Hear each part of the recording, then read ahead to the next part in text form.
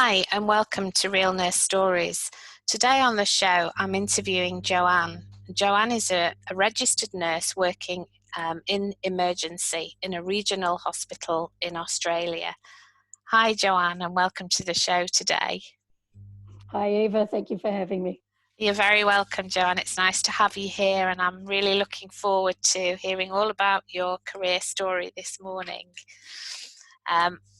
If it's okay with you, we'll just jump right in, and I'll just ask you really to share with me what made you decide to become a nurse. Well, me as a small child, I was always put in front of the television watching National Geographic documentaries, and for me, I just loved seeing how the human body worked and how it would overcome injuries, insults, to heal itself, and just understanding how the body worked. I wanted to know more. Henceforth, I thought nursing was the next step. My other big inspiration for wanting to be a nurse, I used to love the show China Beach, which was on television, which based on Vietnam nurse experience, played by the character Dana Delaney, playing Colleen McMurphy as the emergency army nurse.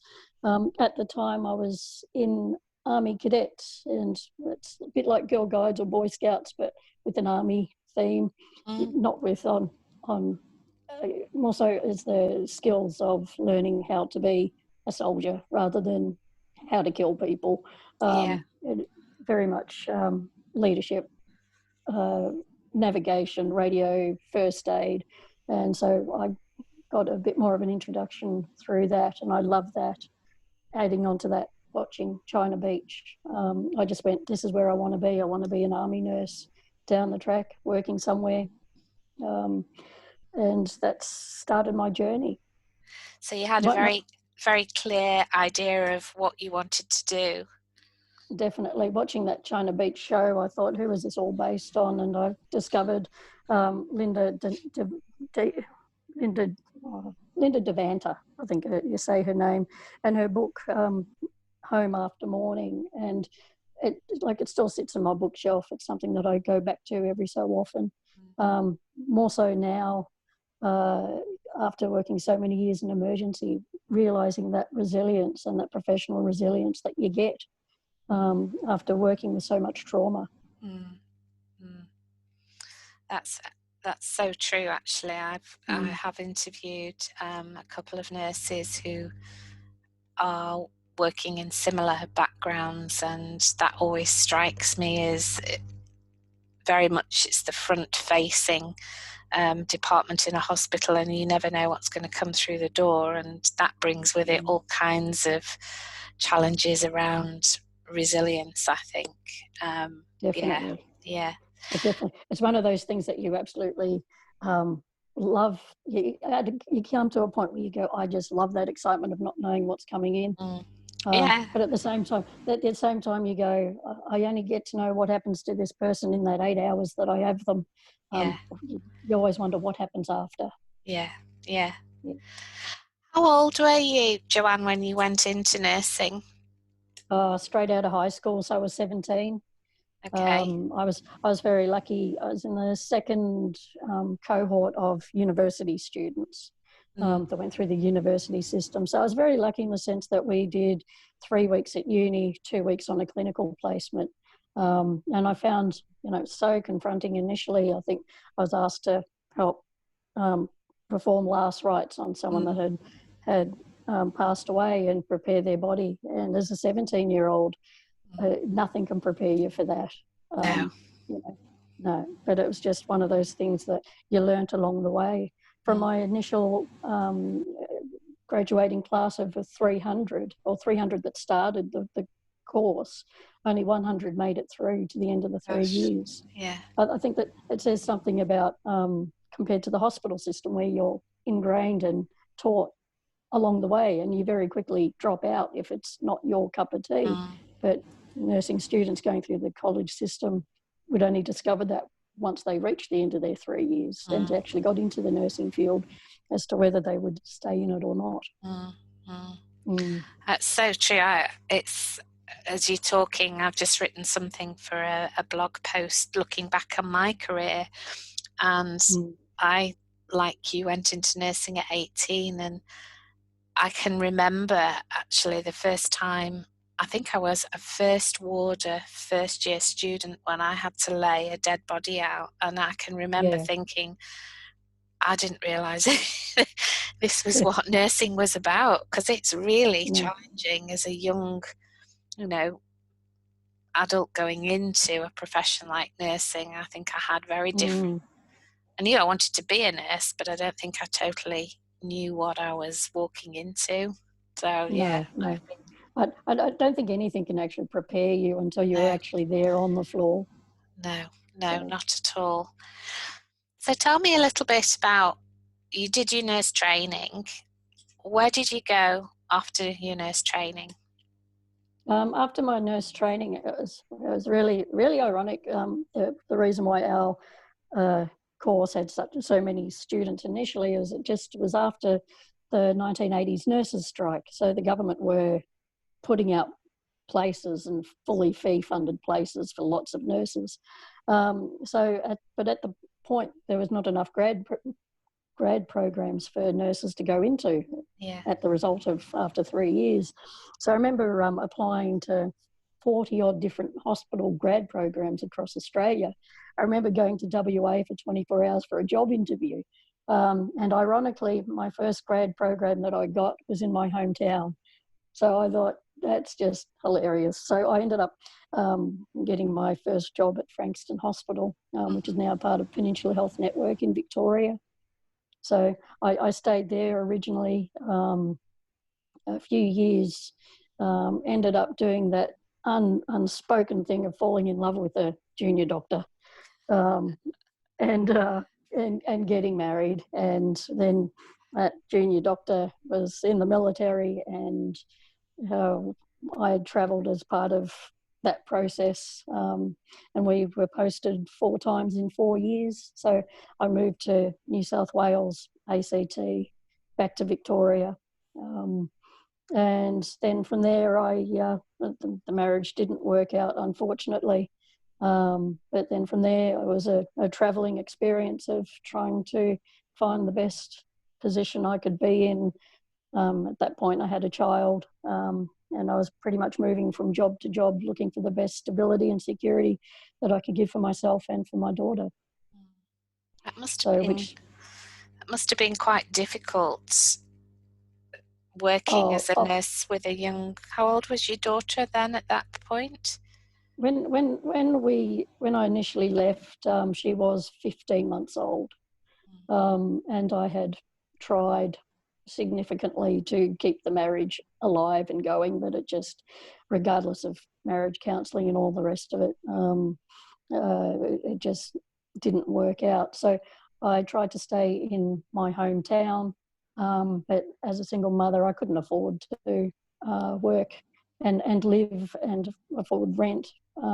Unfortunately, with nursing, it is shift work. The dream job is the business hours, Monday to Friday thing, but it's very difficult to attain. Yeah. And as a result of that, childcare is just not available to shift workers on a 24-hour rotating 7-day-a-week roster.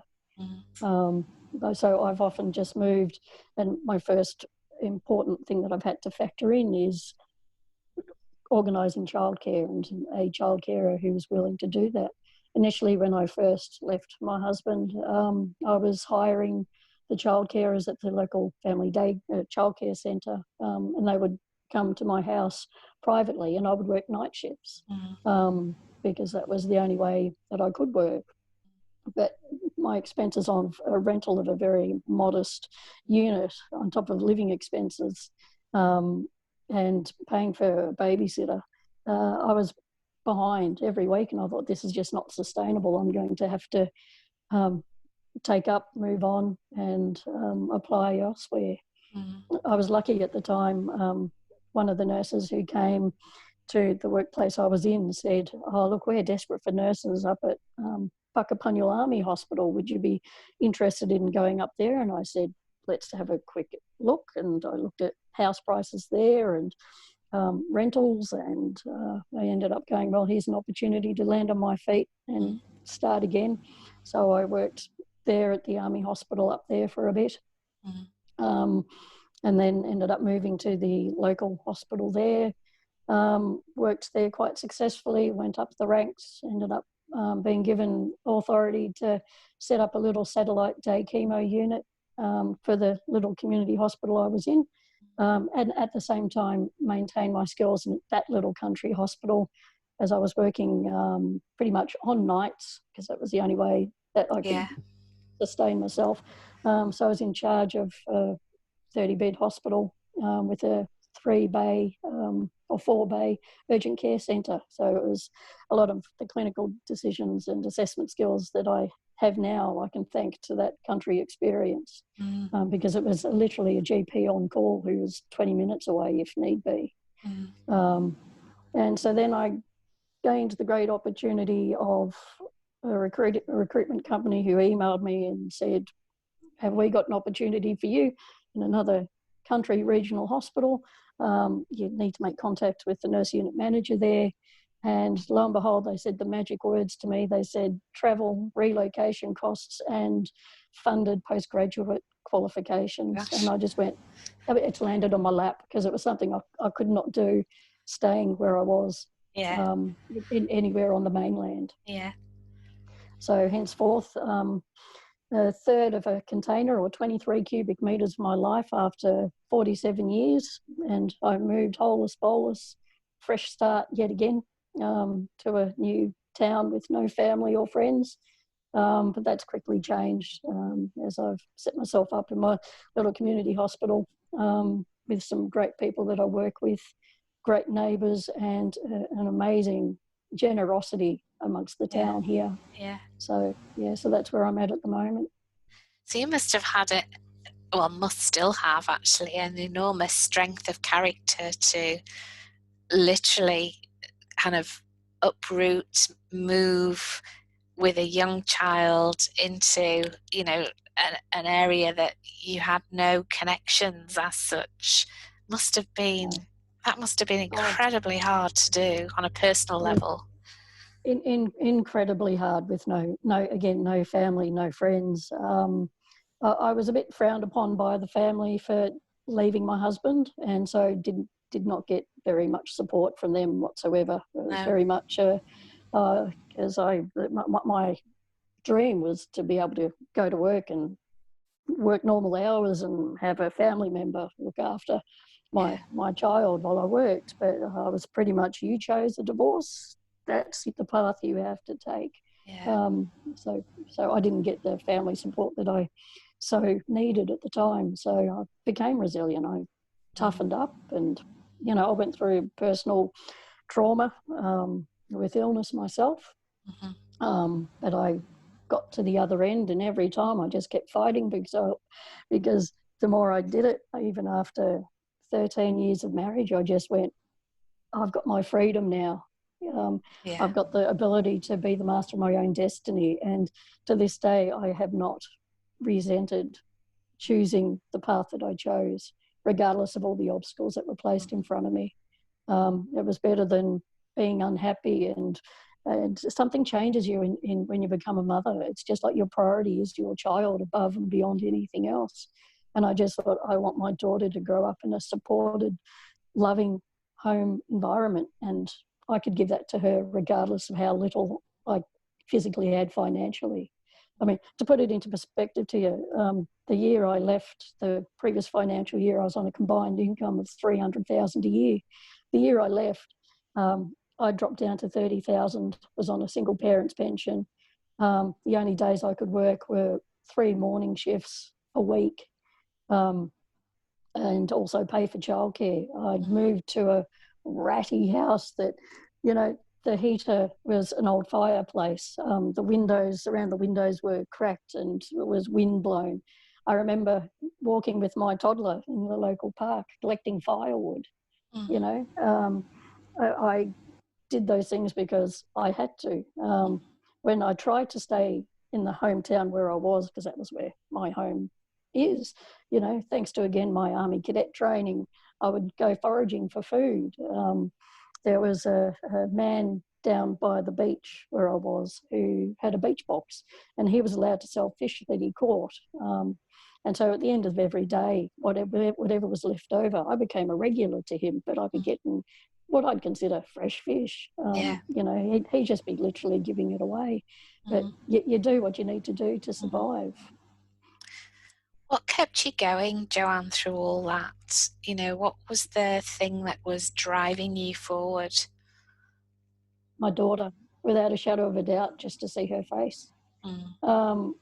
You know, just to see her smiling at something so minimal. I mean, prime example, never in my world would I have thought of mindfulness as being sitting there watching a toddler poking a snail in the eye and watching, and the giggles of laughter that would come out of my daughter for seeing the snail duck back in its shell and then sneak back out again. I sat there for 40 minutes watching this. Yeah. Never in my career would I've gone 40 minutes. I didn't have time to sit for 40 minutes and do nothing. So without a doubt, my daughter's taught me to see the world again. Yeah. So, yeah. And I wouldn't change that for anything. Everything I've been through, I wouldn't change it. No. Being a mum can bring so many rewards, can't it? And you notice the little things in life, as you've just beautifully described there. It's a very I want to say magical experience, I think, being a mum and watching a child grow up. Yeah. So that really was your motivation for just persevering in very difficult circumstances, was your daughter and her future. Definitely. Yeah.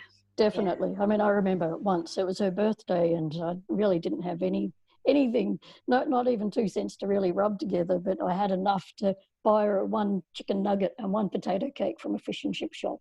Yeah. And this was just like over the moon for her. So, you know, I think there is a degree, because I have met other nurses who have been in similar situations, be it their relatives are overseas or in another state, or they just don't have family supports to help them.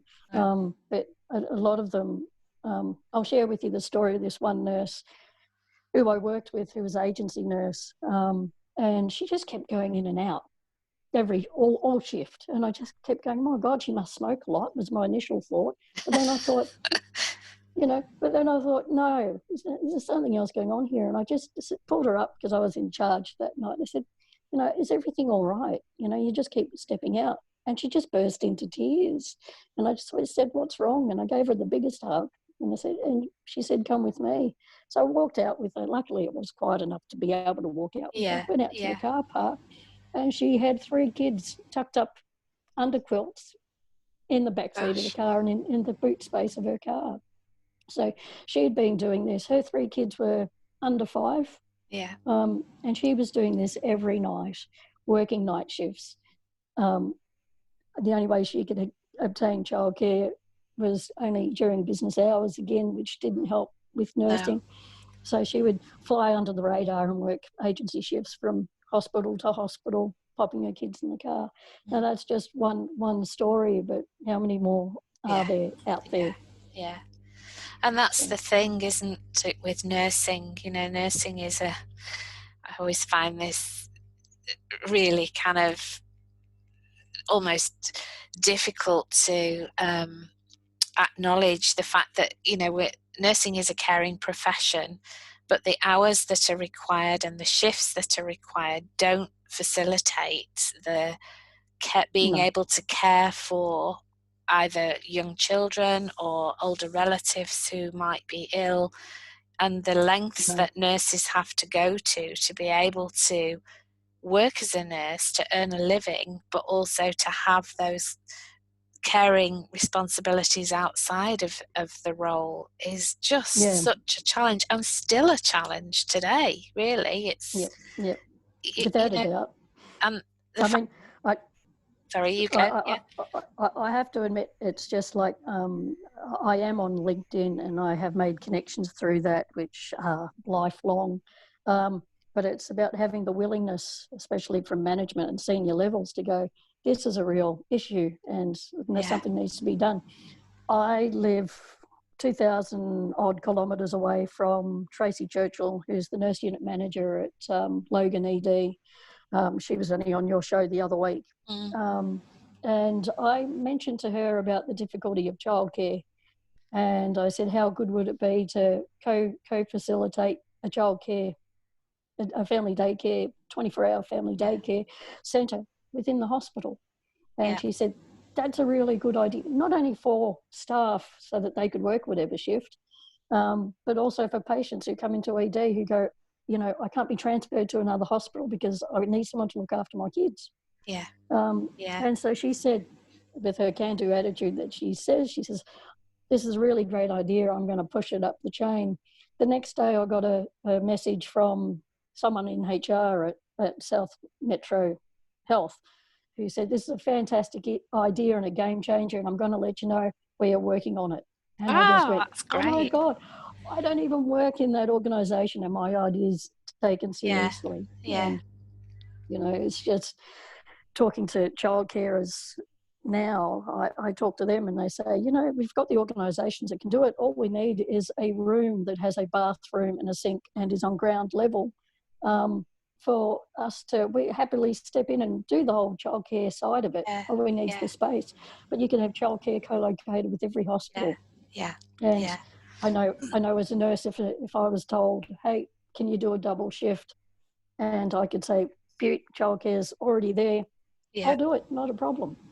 And think of the cost savings in terms of, just being able to offer that would say, cut their agency use probably dramatically, because Definitely. You can offer additional shifts and nurses with caring responsibilities don't have to juggle, as we've just talked about, because they would be supported to do that. No, exactly.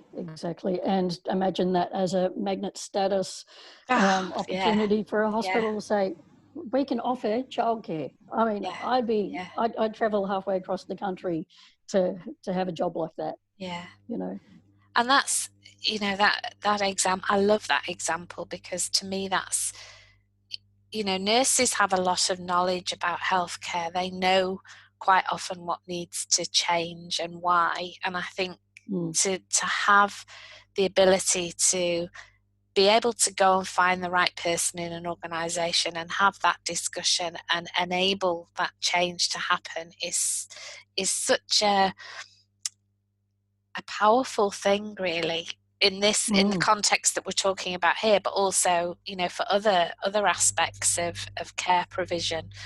And I think that's just such a fabulous example, because I'm sure every nurse, including myself, will know people who have struggled, who've done night duty, who've had to work, agency shifts to earn a living, and we're not doing enough. Right. We're not doing enough to support nurses who have childcare responsibilities, particularly, and predominantly female profession. And I know that male nurses also have caring responsibilities, but it's time that changed. Definitely. I'd love to see something happen across the board. I do have to admit, I've spoken to the director of nursing where I'm currently working, and he's actually said he's a go-getter he's come from here, gone elsewhere, and then come back. And he's actually identified a hospital building, like a house opposite the hospital, and that's his plan for next year, is to actually open that as a childcare facility for staff and patients. So I'm going, yes, my ideas are registering. So that's great. It's really good. That's great, Joanne. That's a really good example of how your own experiences, kind of given you the impetus, really, to make a change for other nurses in those circumstances. That's really great. Yeah. I mean, for most of us who don't have a supportive family or a partner, we're often just a pay pack or two away from homelessness. And I mean, that's another issue that is special to me, is the homelessness issue. I mean, where I'm living at the moment is awfully cold at the best of times, and I just think I would hate to be homeless Yeah. here. Yeah. But I know Yeah. whatever emergency department I've ever worked at, we have our vulnerable members of the community who often present as the frequent flyers. Um, and there are lots of issues behind that, I understand. But often, and I think most nurses will put their hands up and say, I've given hospital sandwiches to a patient. I've given a blanket to a patient. And, and if that blanket's gone walking in the morning, that's okay, because we've done our little bit to help Yeah. people. Yeah. I won't mention the hospital I was at, but we actually, again, working permanent nights, so you're sort of away from the management overview of everything. But we would set up an area, because not the whole hospital was opened, obviously, for emergency departments, just a little area, but there was a little waiting area, and we would actually bed down homeless people there overnight, because at least there was a safe spot to sleep. And in the morning, we'd ask security to gently wake them up. We'd feed them all the sandwiches we could, because they were only going to be thrown out in the morning, but at least they had a safe, dry, warm Yeah. place to sleep. Yeah. And I'd often talk to them and their stories, and I just go, that could be me. Yeah. That could be me.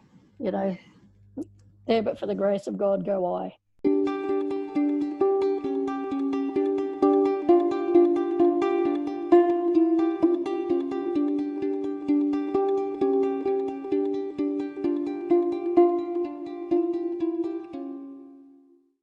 Yeah.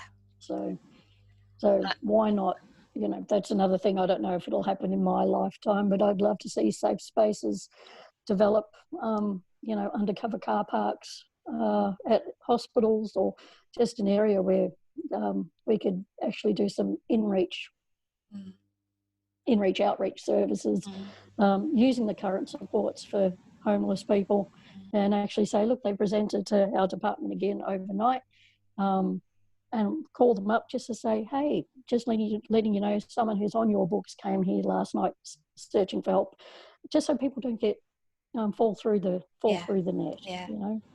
And that's the thing, isn't it? When you work in ED, you get to know the regulars, the faces that, people come to ED because if they're homeless, they have nowhere else to go and seek treatment in most cases. And I think you get to know those, I don't like to say regulars, but that they're people who keep coming back. And as nurses in a caring profession, it's very hard not to kind of be able to put yourselves in their shoes and feel compassion for that person. It's what we do. It's why we become nurses. Absolutely. And yet, there is so much unmet need there in terms of their health needs, that you could do an awful lot and prevent an awful lot with just some of those simple measures. Simple things, and just to be able to, like what they're running, Morton Medical Group down in Hobart, along with City Mission, they've opened a safe space there, which is now running 24/7. And they're always looking for volunteers and financial support to give people a blow-up lilo and a blanket and a hot shower, and access to community workers who are there to, help them, whether it be an addiction issue or a housing issue, or, just needing a social support to say, let's link you in with some community services. And especially with what's going on now with COVID and the amount of unemployment, which we're soon going to see, it's going to have real ramifications on the community at large. Yeah. And it's, people are already struggling, and I'm afraid to say that it's only going to get worse. I've got I'm hoping to interview somebody she's a nurse entrepreneur who has set up, you might have heard of Sunny Street. Oh, yes. Yeah, That's another prime example. Yep. She's hopefully going to be able to interview her about her journey, and I'm interested to know kind of more about that and her journey into working with homeless people and addressing homelessness. So yeah, I agree. I think, we, given the circumstances in Australia currently, there are going to be many, many more people who are going to be struggling financially. Definitely. And sadly, I think that will increase the number of homeless people. And it is an issue that needs to be addressed.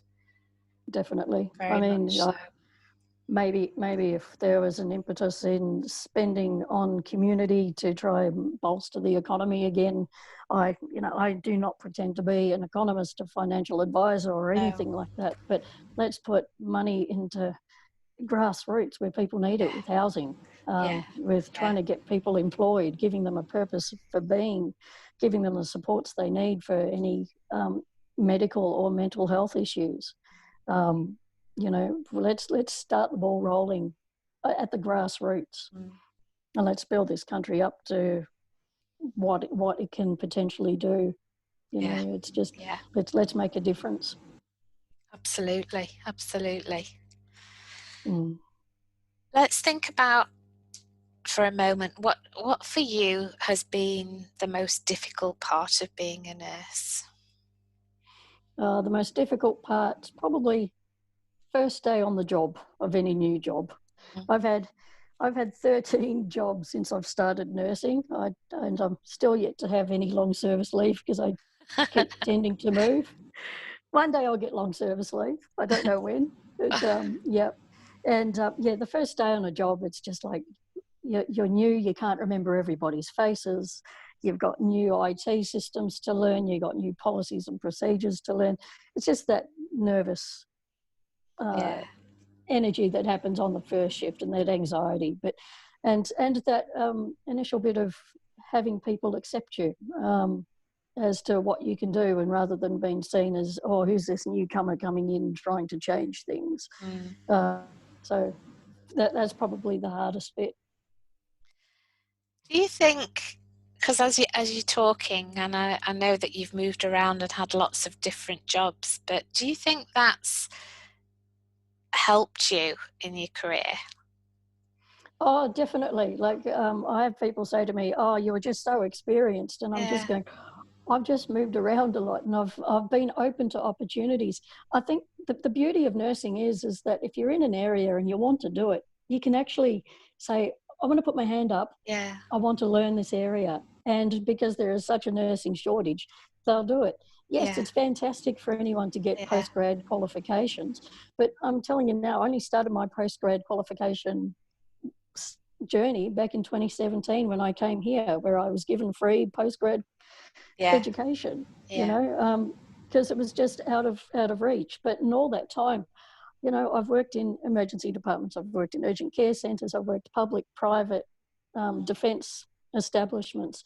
I've even volunteered for motorsport medicine, where I've ended up being the medical centre manager for international level MotoGP and World Superbikes. So I've done it all. I've been in a helicopter and taken trauma patients from Phillip Island racetrack up to the Alfred. Yeah. So just because I've said, hey, I'm willing to give this a go, but to do so safely, to know that scope of practice is there to protect me. Yeah. And so as long as I don't step over that or out of that, I know that I'm doing the right thing. I think it's interesting because you mentioned about not having long service leave, and I have jumped around quite a lot in my career and done lots of different things, and I did my training in the UK and worked most of my career in the UK, and long service there isn't such a big thing as it is here in Australia. And it's really fascinating to me because I have had conversations with nurses who don't want to leave a job because of their long service. And it's almost like it works to keep people where they are, because long service is something that's seen as attractive to staff, and it has, I think, gives a degree of flexibility about how they can take the long service. But I often think in some ways that can hold people back because they don't have that breadth of experience, because they haven't moved around and tried those different things. And that's what I find interesting about the long service leave here. Just an observation. No, it's a very good observation. I remember the wisest bit of knowledge I was given by one of my in charges when I first started. My grade year, my first rotation, first grade year, the end of your little interview that you have, the nurse unit manager said to me, now, the most important thing you can do for you in your career is not stay in the one place for the entire duration. Get up and move around and see that there are different ways of doing things. And that's valuable. I would wholeheartedly say that. To young grads, don't stay in the same hospital you worked at, even if they offer it to you. Go and see the world. So many opportunities. Yeah, absolutely. Yep. Can you share with me, Joanne, a time that you found really challenging in your career as a nurse and what you learnt as a result of that challenge? Well, I think I need to share with you a personal experience where I endured the illness experience, if you could say. It was a time of high stress in my life after separating, and I was still in the process of lawyers and high stress and new job, new location, toddler on my hands, childcare still being an issue. But look, in a space of 5 hours, I actually lost the ability to walk. It started with a bit of tingling in one side of my face and one arm, and I thought, oh, maybe it's just I'm exhausted. I'll lie down and have a snooze. And then I woke up and it's just like, far out, the tingling hasn't gone. And, I thought I better take myself to hospital because I thought, oh my God, am I stroking out or what? And then again, I was in a country hospital at the time. While I was waiting for transport to come, but my legs just would no longer hold my weight, would carry me. Long story short, I ended up being transferred to the Austin in Heidelberg, and what they thought was MS flare, my first MS flare, and I lived that MS nightmare I was in hospital for a full month there as an inpatient, and my God, did that teach me so much. I was reliant on nurses for everything for initially that first week because I wasn't allowed up out of bed. I was having high dose methylpred. I was having MRI scans. And that was just really challenging. And also with the fact that I still at that point had a toddler. And ex-husband who basically said, no, I'm not coming to collect her, elderly, frail parent that couldn't drive up to Heidelberg to collect her.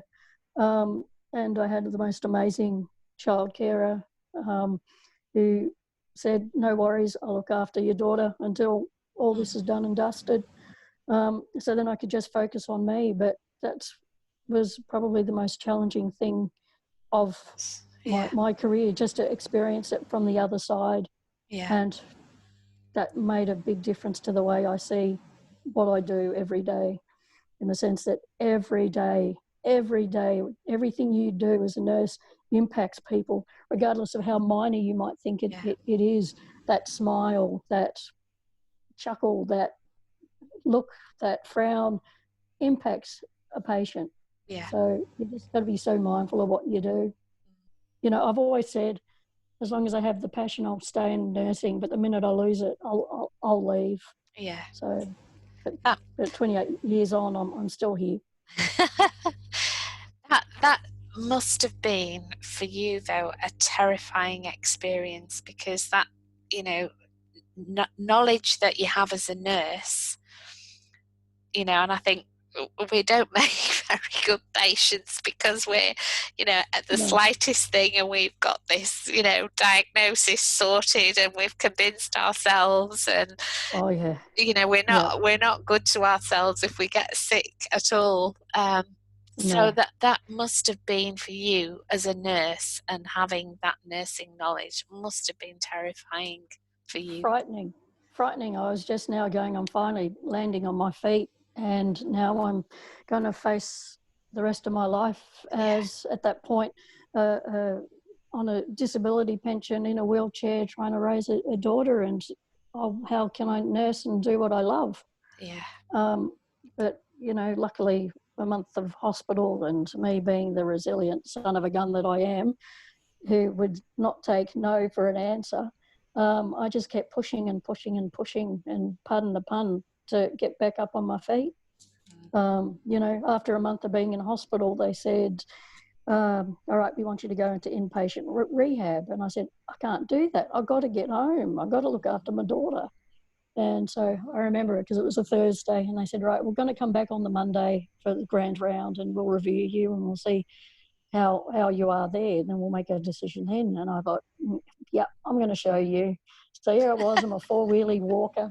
I tied hand weights to my legs. I was doing weights, walking all around, as far as I could, around the ward that I could, as often as I could. I did as much as I could, and I practiced with my wheelie walker walking and letting go of the wheelie walk and just having that there for a bit of security. And then it came to Monday morning, and I had one of the patients who I was sharing a room with play Amy Winehouse's rehab song, the "So You're Gonna Go to Yeah. Rehab." And I said, no, no, no.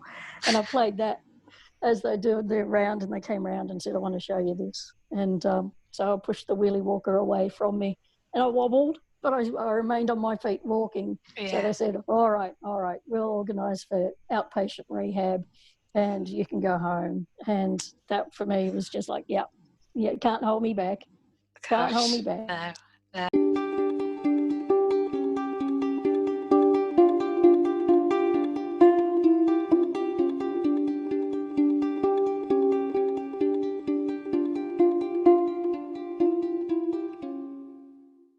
Yeah. And so then the best bit was a friend came to collect me and took me back home. And for first stop, I should say, was the childcare centre, because it was very difficult for my daughter to come and visit me in hospital because she wouldn't want to leave me, and it would be more distressing to her. So my carer at the time, Lara, God love you, out there in Seymour, she actually, looked after her homeless bolus and said, it's best if she stay here.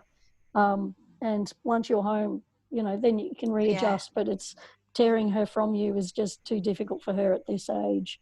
So she, my first stop was to stop at the childcare centre, and she didn't expect I was coming, and I did, and I picked her up, and the squeal of "Mummy" just, how lovely. lives with me to this day. And Yeah. she dropped what she had, came running to me, gave me a big hug, and then she looked at my walking stick and then looked at me again and gave me a big hug. And yeah, that keeps me humble, well and truly. That must have been the best feeling in the world. Oh, the best. It was just like, that's what I was fighting for. As a post note to the story, I lived the MS nightmare for 11 months. My neurologist at the time put me on a trial drug called Tecfidera at the time, and he managed to get me on a free trial because it was like $2,000 a month for the tablets. Because I couldn't drive myself to a treatment centre to have Tysabri infusions. I had vision difficulties as a result of all of this that was going on. But long story short, he got me in to see a MS specialist neurologist who looked at my multiple MRI scans and looked at my multiple lesions, did a really complete, thorough examination. And he says to me, I don't think this is MS. Your lesions are not typical of MS. Your disease process, I think this is acute disseminated encephalomyelitis. And I said, you're what? You mean I don't have MS? And the biggest grin came on my face. And I just went, I don't know what this ADEM is that you're telling me about, but I don't care. I've just won the lottery. You told me I haven't got MS. So yeah. That's so fabulous. I still have lesions in my brain on MRI. They don't seem to be impacting me. in any way, shape or form. I do have vision difficulties with one eye still, but, nothing holds me back. I just keep going and doing what I love. And I think the key is to do what you love most intently. Yeah, absolutely. There's a philosophy called Ikigai, where you need a balance of 4 things in your life. Yeah. And if you can find that, you can find your reason for being. And I think with all of my travels, all my obstacles that I've overcome, I think I finally found my Ikigai at 48 years of age. I love that. I love that. But sometimes that's part of the journey, isn't it? It's like all the things that you've gone through all they shape who you are. And I think to arrive at that point, that Ikigai point where, you feel, I'm here, I'm doing what I love, it has meaning and purpose. It does. It does. Is all connected with the journey and who you are and who you've become. And I think I love that concept of Ikigai. I think I've read the book, and it's just such a powerful message in there about doing something that has purpose and meaning. And definitely. I think I've come full circle now, because now I'm at a point in my career, I'm not really after the career advancement anymore. I'm just enjoying what I'm doing, and I'm wanting to leave my legacy to nursing now through your podcast is one way of telling my story, but it's imparting my stories upon junior nurses who I work with, and with my peers and colleagues, and hearing their stories, and making a difference every day in whatever way I can, with not only my colleagues, but my managers, and also, my patients. Who are really important. If I can, I'll share with you one more story, taking you back many years. I was in an emergency role in the resus area, and we had this gentleman who had a cardiac arrest, and we brought him back from the brink, and then the next step was they're going to put in an arterial line and central line. And I said to his wife, come on, we'll just pop you into the relatives room, and as soon as we get this done, we'll bring you back in. It's just a bit gory type thing, best you don't see it. Anyway, because that was just the done thing. It's just what we did. So unfortunately, he proceeded to arrest again, and we tried to bring him back unsuccessfully.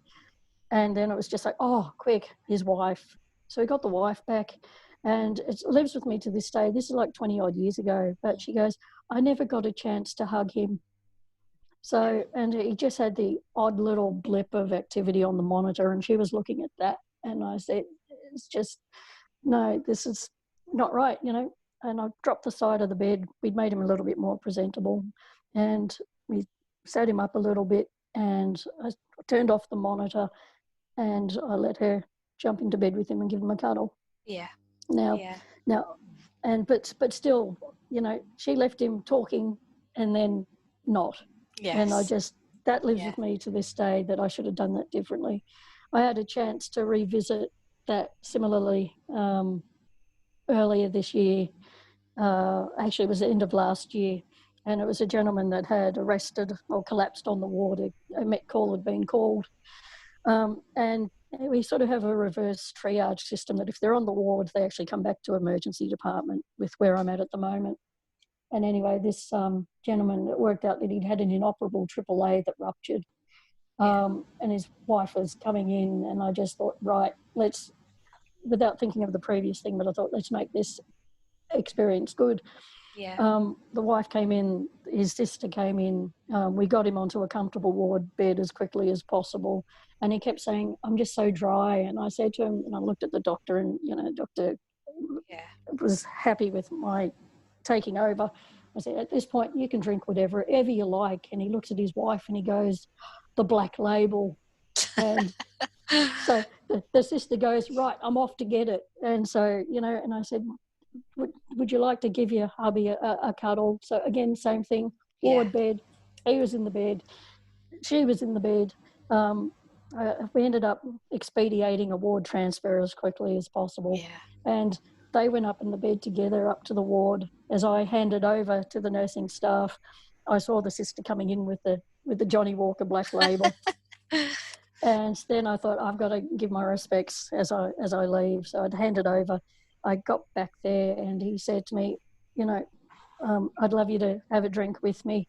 And I said, oh no, look, I appreciate that, but I can't. But I promise you tonight I'll have a drink for you once I'm off shift. Yeah. And they were drinking whiskey out of polystyrene cups. And I said, that's not good enough. So I went off to the kitchen and I said, whatever your best glassware is, can you help me out, help a dying man out and his family? So I ended up getting the glassware from the boardroom and I brought it back. And so they were finally drinking, you know, and so it made a positive experience that this is something that was a nice way for them to remember. You know, I ended up getting a thank you letter from the wife and said, you know, he didn't last long, but we were able to recall love songs of Elvis as he passed, and, you know, really appreciate everything that you did, and it made all the difference. And so that's... Sorry, you go. I'd learned from, it didn't matter about the clinical side of things. If the family wants to be in there in the middle of a traumatic situation, you give them a choice. Yeah. You give them a choice. They may choose not to, but everything you do, you don't want a family member to see, you know, Jesus Christ posed, arms off a resus trolley, in a mess. You don't want that. You don't want that to be someone's last image. No. So you make it as memorable as you can and make it as positive as you can for the whole family. And I think that's the key, or the art and the science to nursing and what we do. I was just going to say, you've taken the words out of my mouth. I was going to say that for me, what you've just described there sums up the essence of nursing. You know, that the hugely important, compassionate, you know, being in that space, understanding what that means for the family and the patient, and going over and above to just make that experience something that is positive in a very difficult, you know, life-changing event, really. So that's a lovely example. I really like that. Thank you for sharing that. My pleasure, and hopefully it might inspire others to go, no, let's just, you know, it's not about the beeps and the buzzers and the monitors and the technology. It's about that human essence of touching someone and being there. I know it sounds cliched, but I use it often, but it is from first cry to last breath and everything in between, and that's what emergency nursing means to me. That's fabulous. That's such a powerful example of how it should be. Definitely. And it's so rewarding, you know, like I've only just recently, I recently left where I'm working to give a hand. I was given the opportunity to work a Monday to Friday business hour job, but it didn't end up being what I wanted because it was an emergency. And I actually had the guts after 3 months to go, no, this isn't a tick in the boxes for me. I need to go back and do what it is that I love. So I'm heading back to where I was, and back to emergency. So, but with a whole new outlook on what I'm going to do, because I'm here now. I've like I've said, I've found my Ikigai. I found my reason for being, and it is to be an emergency nurse, and in a place where I'm surrounded by the most amazing team of people, supportive management, and amazing patients. So I'm happy to be part of this community and community hospital that I'm in. What would you most like to be remembered for, Joanne, in your career as a nurse? For me, I think the most rewarding part for me, or to be remembered by, is when I go down the street and someone says, oh, you fixed me, or you helped my mum, especially little kids. I recall going to the swimming pool where I was once, and there's a little kid coming up to me in the pool waving her hand at me, and I couldn't make the connection. And then she goes, you fixed my hand when I fell through the shower screen. And I thought, just little things like that. It's nice to be remembered. But for nursing and leaving my impact on nursing is, it's so rewarding for me to have a nurse contact me out of the blue and say, you know, you inspired me to go into emergency nursing. way back when, whatever year, and you know, they might be highfalutin and high up there and an academic, and it's just like, I'm glad to have been a part of that. Yeah. You know, Yeah. I think for me, and also just the junior nurses I'm working with now, they're just beautiful people with beautiful souls, and just want to give them as much opportunities as possible. And so I tend to find storytelling and putting them under my wing when they're learning, and taking care of them and nurturing them, to develop as people and professionals. I think that's what I'd like to leave as my legacy to nursing. That's a great legacy to leave, I think. And there's so much in your story today that I just think, you know, people listening to this are going to take away so much from what you've shared. And there's a legacy in that story in itself, actually, Joanne. I think that's the beauty of, you know, doing this. And that's why I love talking to nurses about their careers and their stories, because there is so much in there. And I really want to thank you today for, you know, sharing openly and candidly your experience and talking about, you know, your personal situation in there, because I think that also helps other nurses who may be struggling, and listening to someone who's gone through that. And you know, to me, you are an incredibly resilient person, given everything that's happened. And that's, you know, the work that I do with nurses, some of the other work I do is around coaching nurses around resilience. And, you know, I think just listening to your determination and what kept you going, and at times when it must have been or could have been really easy to say, oh, it's too hard, can't do this, you didn't, you carried on.